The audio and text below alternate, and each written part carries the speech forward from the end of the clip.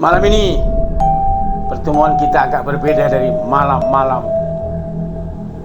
kemarin. Apa yang hendak kita bincangkan? Aku hendak membicarakan karyaku sendiri. Apa itu? Terkejut kalian ya? Mak, ngeri. Apa itu? Ceritanya aja sudah ngeri. Ini adalah novel saya yang baru terbit. Judulnya Kabut Tanah Tembakau, karya Rijal Siregar. Buku ini atau novel ini menceritakan tentang cerita roman di masa sekarang ini, masa lalu, dan masa akan datang. Jadi 3 masa digabungkan dalam novel ini. Ngeri. Apalagi ceritanya, mak, pucat kalian. Jadi kota Medan itu mempunyai cerita yang banyak legenda.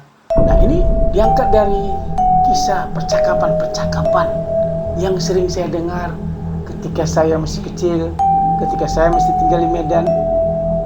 Mak, awak mendengarkannya itu di taman budaya sama orang teater, dengarkan apa itu tentang Sukma hilang. Dari cerita tentang Sukma hilang ini ada di Sentis. Mak, cuman nggak ngeri? Cak pengen bayangkan, sekampung hilang raib di zaman Belanda, di zaman perkebunan Tanah Deli. Apa perkebunannya?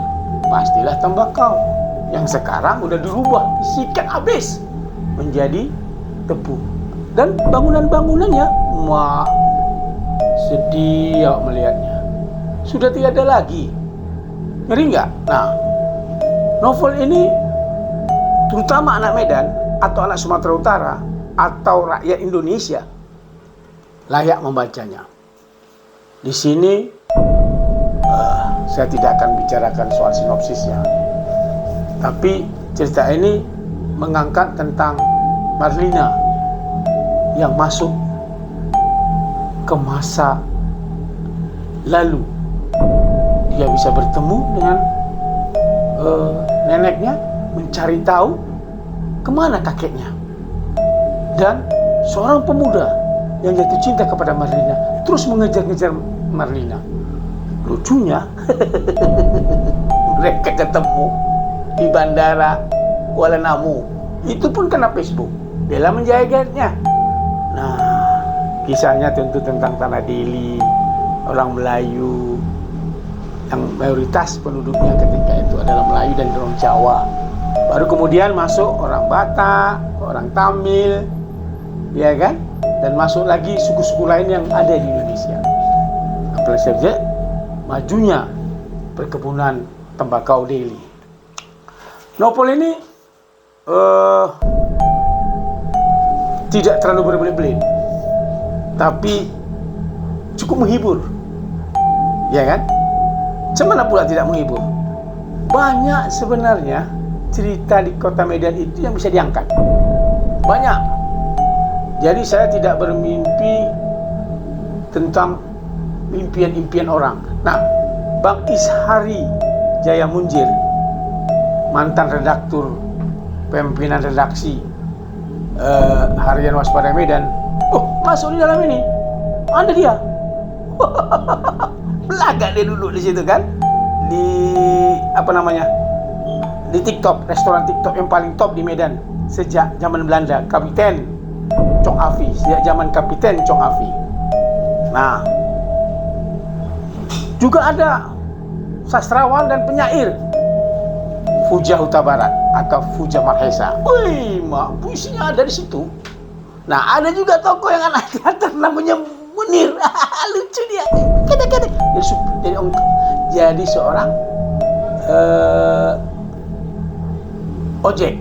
Enggak menggatal pula dia. Dikit-dikit tengok si Marlina. Tapi itulah ceritanya. Nah, cerita ini tebalnya cukup seksi lah.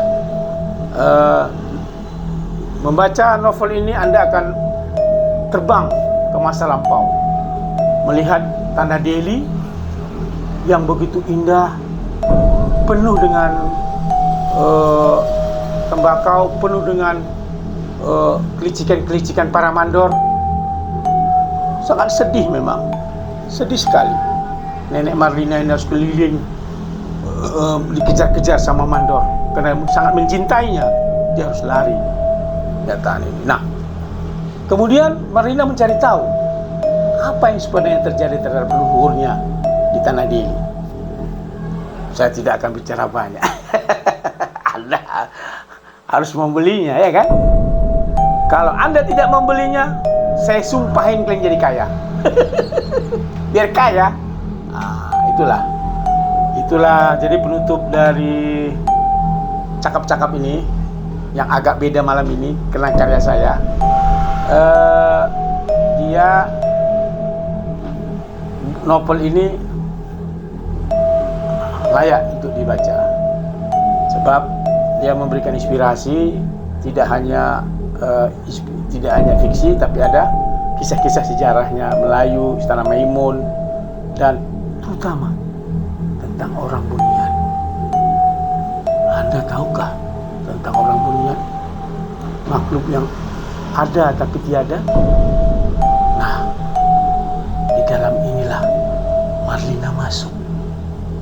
Seperti apa dia masuk ke dalam itu?